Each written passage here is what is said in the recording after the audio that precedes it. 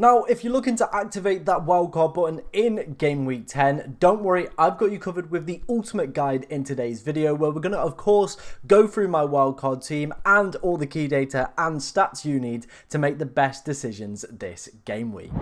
Now, before we dive into today's video, if you do enjoy any of the content that you see on the channel, please make sure you are liking, subscribing, and of course getting your comments in if you do have any questions about your team. First off, let's start off taking a look at the 11-5 data. I do feel this is a really useful tool to be using when, of course, on a wildcard or just looking at transfers in general. It kind of gives you a gist of teams you probably need to be targeting and, of course, teams that you might want to be starting to look away from as well. Again, add it to your arsenal of tools for already selecting players, and I do feel it will make you a better manager. If you want to go and check out more of their amazing stuff over on their website as well, I will leave a link in the description. First off, let's start off with clean sheet percentages over the next 6 game weeks. As we can see here, I do feel like we're starting to see a pretty common trend for me personally over the next kind of few weeks and kind of over the course of this season so far. Arsenal, Manchester City and Liverpool in the 11-5 model are always fancied to be up there as the top teams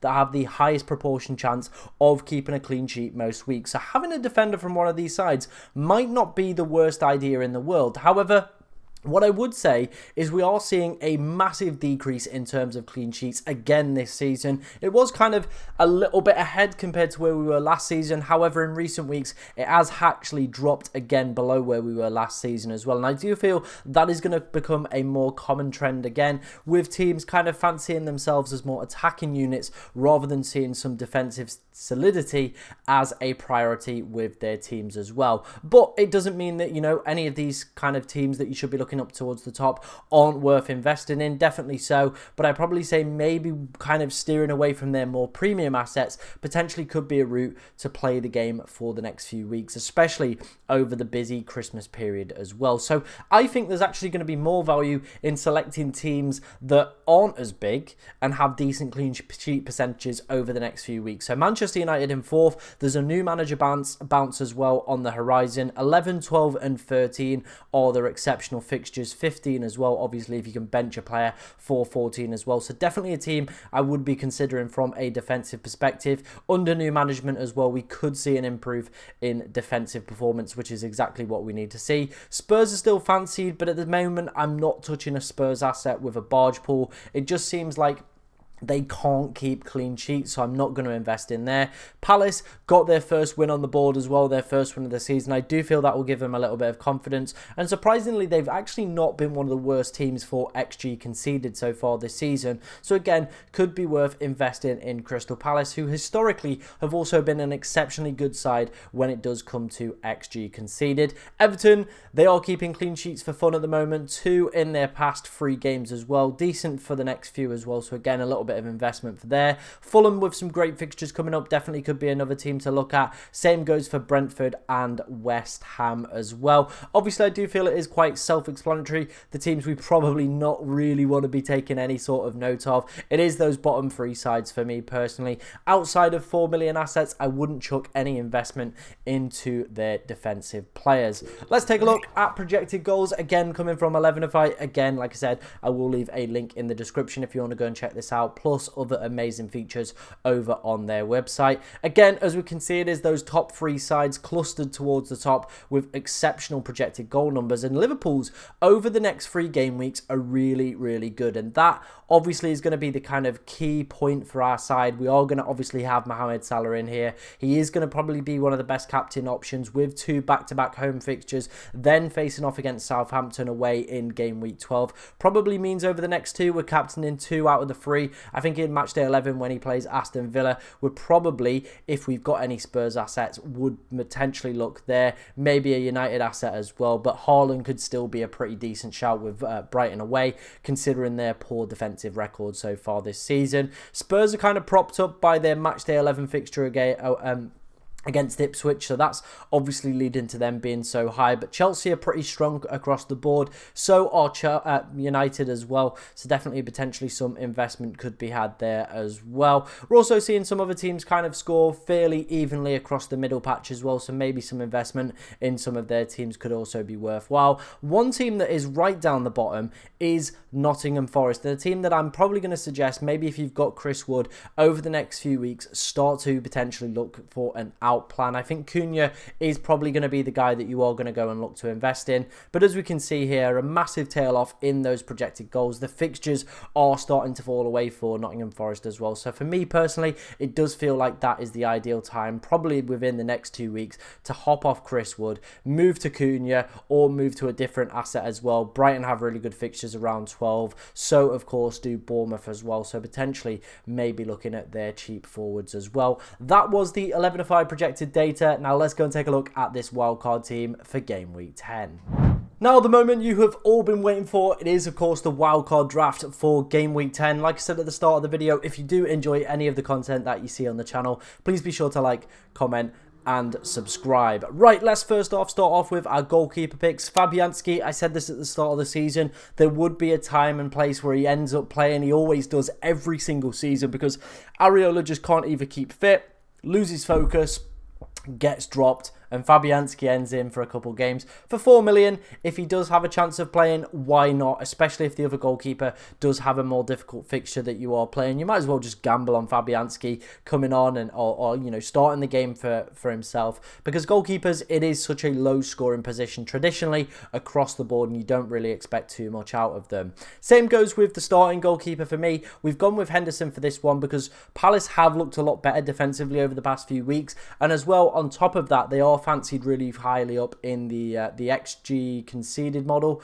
on the 11-5 stuff as well. So it does look really, really good for them over the next few weeks. But for me personally, I keep saying this, and I've said this from the start of the season, select a goalkeeper that doesn't play for, like, you know, a relegated side, or like somebody like an Ipswich, a Leicester, a Southampton. They'll make plenty of saves across the board, occasionally keep some clean sheets, and probably pick up some mega hauls as well. Case in point, Jordan Pickford, the highest scoring goalkeeper in last season's game, picked up 32 points against top 6 sides. A lot of goalkeepers do that as well. We saw Henderson pick up 7 points against Crystal Palace, also managed to keep a clean sheet against Manchester United, and bonus points as well with plenty of saves. That is where they pick up their big points. So sometimes targeting fixtures for goalkeepers can be a little bit of a trap, and I actually think just sticking with them, playing them in their more difficult fixtures is worth doing rather than rotating, or of course, you know, kind of trying to pick and transfer out goalkeepers and stuff like that. But that's my personal opinion. Let me know what you think of that down in the comment section below. Moving on to our defense.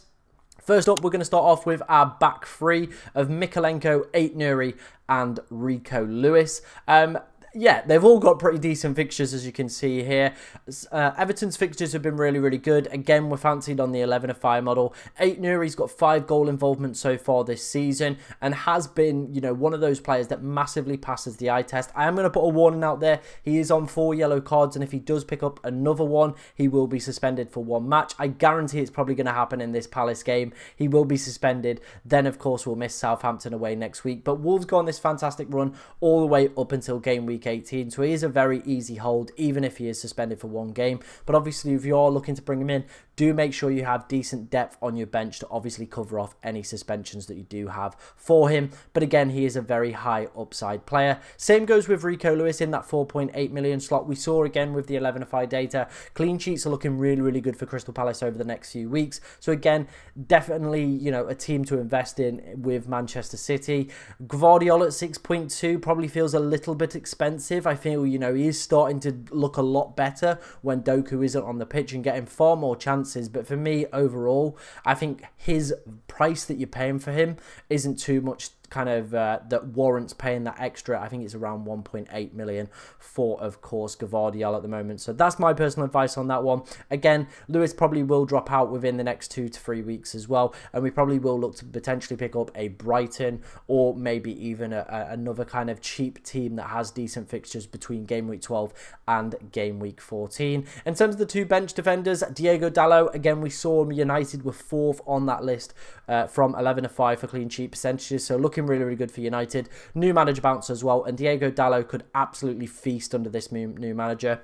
I do feel as well, if you look at just overall point scoring amongst all players on the game, he's actually really, really high up and has had a pretty decent start to the season as well in terms of his FPL points. So a great asset to go and get up. And I do think he probably will get a price rise over the next few weeks as well, with some great fixtures coming up for United from 12 to 14 as well. Then we've gone for Kirkez. The fixtures for Bournemouth pick up from 11. Again, they go on this really, really decent run and have actually been a pretty solid side in terms of XG conceded so far this season, so could be a great little gem at 4.4 million. Obviously you've got Zabania in there as well, another popular pick from last season as well, so a couple Bournemouth players that could potentially be kind of edging on our radar over the next few weeks as well. Right, let's move on into the midfield. First up is going to be Brian Mbeumo. I feel like he is probably the best asset in the game. There's really, really good fixtures for Brentford for the next 5 as well. Up against some newly promoted clubs. Again, we saw what this man is capable of at the weekend. 2 goals. I know obviously one was a fluke, but when you've got a penalty taker playing like that, and with Visser back as well, who complements his playstyle so well, I think a Brian Mbeumo on a wild card this week is pretty much a no-brainer. Cole Palmer's in here next. I do feel like the United fixture before Eric being sacked was a more appetising fixture. Now I'm a little bit less keen. Obviously, they don't have a great fixture in 12 playing off against Arsenal. But then post that is a really, really good run for Chelsea. And again, offers a captaincy option with Leicester away in game week 12. He's had a really, really good start to the season as well, has Cole Palmer. Been pretty consistent in his point scoring. And again, a penalty taker. So again, a player I really, really like. Mohamed Salah, again, has been really, really good. I think this is probably his 3rd best start to a season in terms of FPL points over the past 5 seasons. They've got Brighton, who I said have been very, very leaky. It looks like they're going to be out without Lewis Dunk, for 3 to 4 game weeks as well. He's their leader and captain at the back, so Liverpool could be feasting in that one. Again, a penalty taker in a week that is a little bit sparse in terms of captaincy options as well. The projected goals on the 11-5 models as well were also looking fairly decent, and I do feel like if the Rob T FPL betting data also supports those claims, again, I'm going to be looking to invest with the captaincy into Mohamed Salah. Saka, again, Newcastle away is not the easiest fixture, but I still feel like he's at the heart of everything attacking good this season that Arsenal are doing. Again, really, really good fixtures from 12 onwards for him. And I do feel like, as you can see, there's probably going to be an absence of a big man within this side, but we will come on to talk about him. Final midfielder on the bench is going to be Smith Rowe. Again, there's some decent fixtures coming up for Fulham over the next few weeks. He's been pretty consistent so far this season. I do feel like there are other options as well, but with Semenyo on 4 yellow cards, he would be my ideal pick with great fixtures coming up for Bournemouth from 11. But again, I don't want to double up on him and Aït-Nouri and potentially have 2 players suspended on the bench for 1 week when I could be, relying on both of them to obviously come within the side. So that's why we've not gone for him, but could be a decent option if, of course, you didn't want to go for Aït-Nouri. Finishing up, let's take a look at our strikers. We've got Cunha, Jackson and Visser. First off, let's start off with Cunha. It has been reported today that he did sit out a little bit of training, so do just make sure that he is fully fit and available before bringing him in the side. I obviously covered this in the FPL experts video and the transfer targets video for this week. I said I prefer Cunha over Strand Larsen. You get the penalties, you get the assists, and you also get better underlying data across the board in terms of expected goal involvement so far this season. So for me, feels like the better pick and worth that extra million in my personal opinion. Nicholas Jackson has 9 goal involvements in 9 games. It seems like he's found his finishing boots so far this season. Chelsea as well have looked really, really good from attacking perspective. Their XG so far this season has been really, really good as a side as well. And again, like I said, the next 2 are a little bit difficult. We do have players that can obviously rotate around Jackson, and if you want to bench him for the next 2, that is perfectly acceptable. But those game week 12 and beyond fixtures are great. It also keeps a good chunk of money within that forward line as well for inevitably when we want to go and pick Haaland back up at some point. That will happen with this side. We will want to obviously jump on Erling Haaland again for captaincy, or whenever Manchester City start to get their arse into gear, or whenever KDB is back as well. And then our final forward, of course, is going to be Johan Visser. 2 goals now, obviously the second one being added of course, conveniently after the game has closed, which is a little bit annoying as an owner. I took the gamble this week and I'm very, very glad that I did. 0.92 expected goal involvement so far this season. He is absolutely cooking so far this year. Despite missing a couple games as well, there are some decent next 5 fixtures coming up for Fulham. And like I said, he complements that Brentford attack so well and links up brilliantly with Ivan Toney. He's a great presser of the ball as well. And I do feel he is first choice striker. And obviously some people were concerned about potentially his minutes. He went on to play a full 90 the other day. So I'm not too concerned with that one as well. As you can see, there is no Erling Haaland, so let's discuss that before obviously we wrap up today's video. I do feel, and I said this at the start of the season, there is potential scope to go without him because of that price point. You need him to be scoring pretty much most game weeks and you need him to be a captain over that time period. The fixtures coming up for Manchester City, the next 2 aren't awful, but post that it's Tottenham and Liverpool and then Nottingham Forest, who've been one of the best sides for XG conceded so far this season. So it's not going to be an easy run across that board. And you do feel with players like Palmer, Salah and Saka, they very easily could cover off those points. It is a big gamble, but for me, a lot of people are starting to look at that as a potential option. The only thing I will say is, of course, if KDB is back and Foden does start to fire as well, it could get really interesting and maybe Haaland could become slightly a differential over those more difficult games. He doesn't have a great record against top 6 sides either, so could struggle against Tottenham and Manchester and Liverpool, sorry.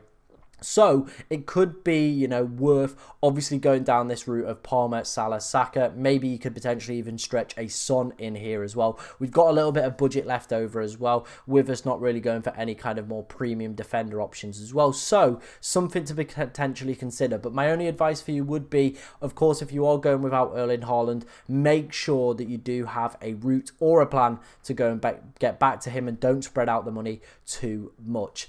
Thank you very much for watching today, ladies and gentlemen. Like I said, if you did find this video useful, make sure you're hitting that like button and, of course, subscribing to the channel. And I will see you in the next one. But good luck in Game Week 10.